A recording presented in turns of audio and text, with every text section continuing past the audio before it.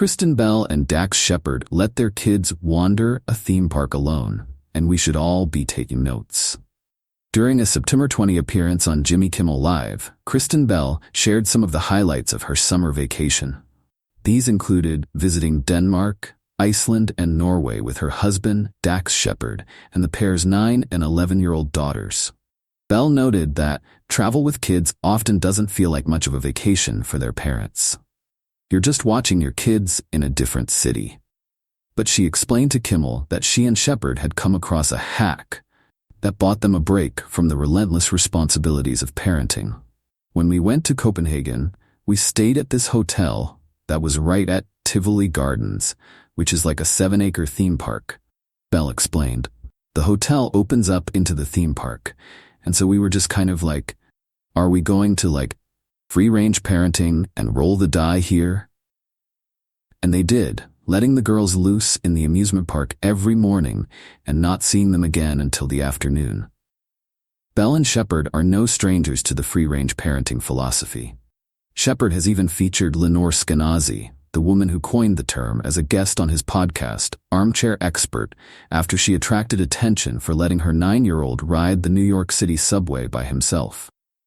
Although letting their daughters run around an amusement park for 7 hours was a way for Shepard and Bell to enjoy some time to themselves, it also gave their kids an opportunity to practice navigating the world without their parents overseeing their every move. Unsupervised kids might be a common sight in Copenhagen, but it has become a rare one here in the US, where kids spend most of their time in adult-directed activities. Many parents raised in the 1970s and 80s recall long afternoons roaming around and playing with the other neighborhood kids. In a time before cell phones, kids knew it was time to head home for dinner when the streetlights came on. But amid the intensive media coverage of kidnapping cases, such as the disappearances of Eton Patz in 1979 and Johnny Gosch in 1982, plus the black and white photos of missing children on the back of every milk carton, the collective belief that an unsupervised child is a child in danger began to take hold. And it has had lasting consequences on generations of children and their parents. The reality is that child abduction is rare, and in most cases, the child is abducted by a parent during a custody dispute. In 2023, the National Center for Missing and Exploited Children received reports of 28,886 missing children and youth. But these numbers included young adults ages 18 to 20, and 93% of the cases involved runaways. The majority of cases were resolved, meaning the child or young person was located. Only 120 cases involved non-family abductions, and only one case among those remains unresolved. There is no epidemic of child abduction, and, when it does occur, the suspects are rarely strange men driving vans. Yet parents remain fearful. The world feels scary, so we figure it's best to act on our fears. While it is true that the world has much violence, it is not true that there is an immediate threat all the time in our lives.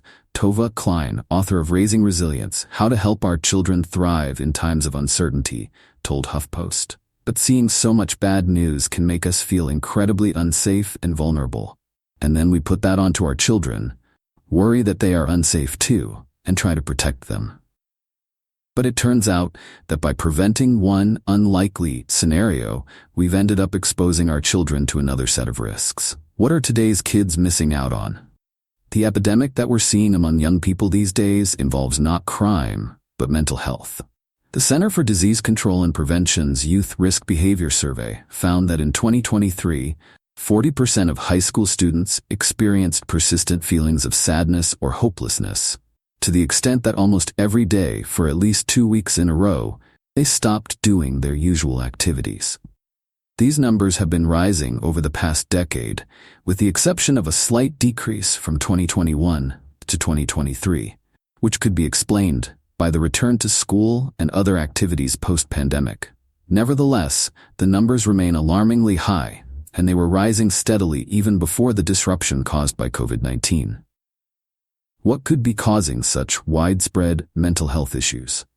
In his book The Anxious Generation, Jonathan Haidt makes a compelling case that the loss of free play and independence, coupled with the introduction of smartphones, have rewired childhood in a way that leaves kids vulnerable to anxiety and depression.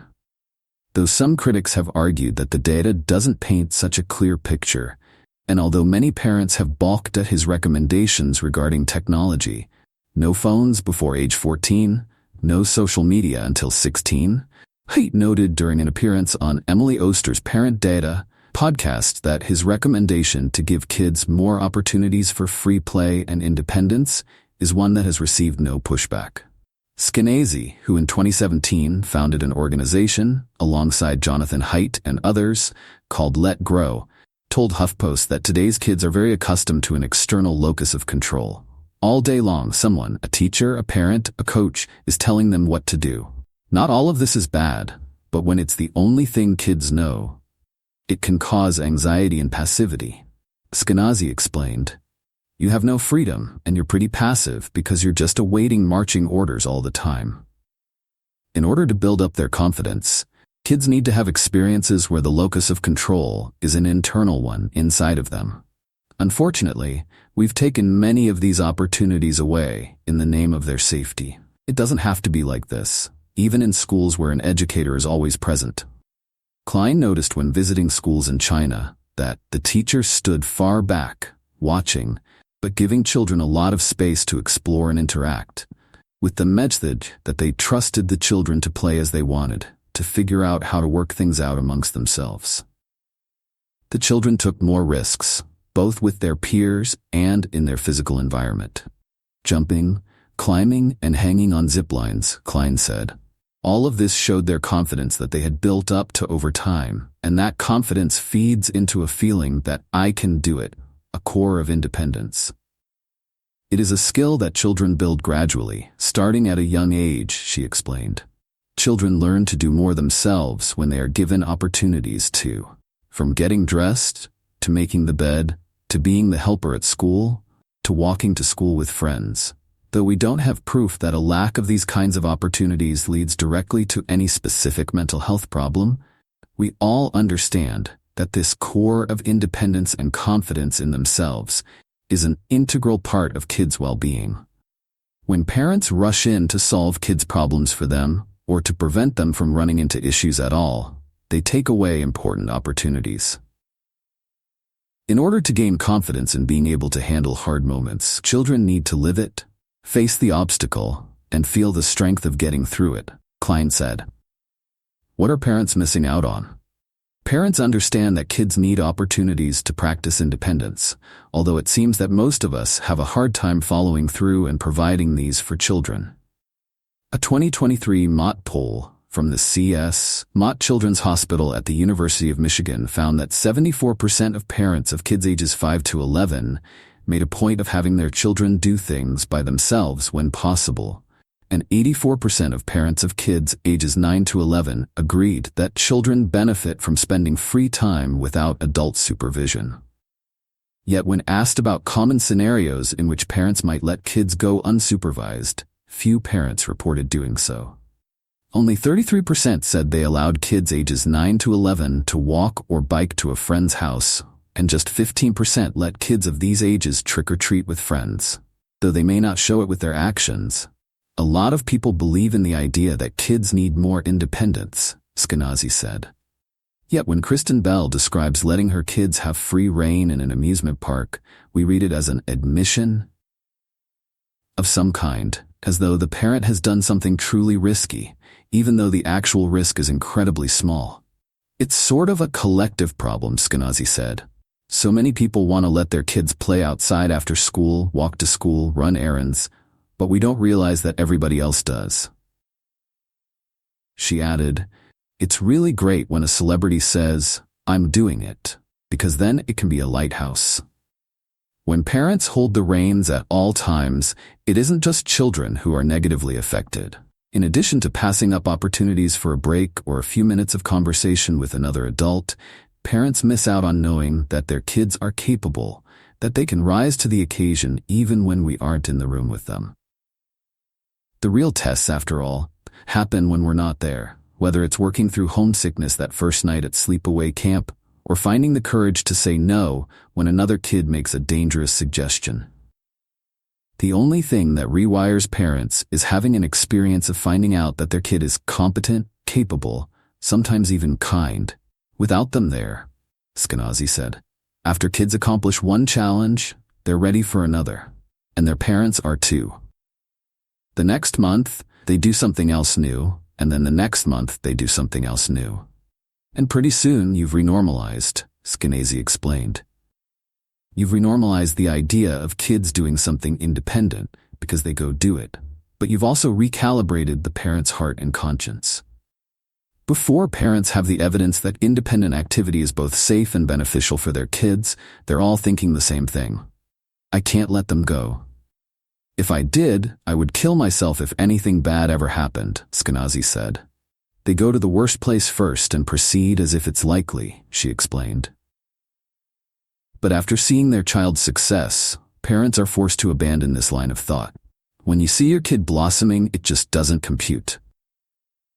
What changes do parents need to make?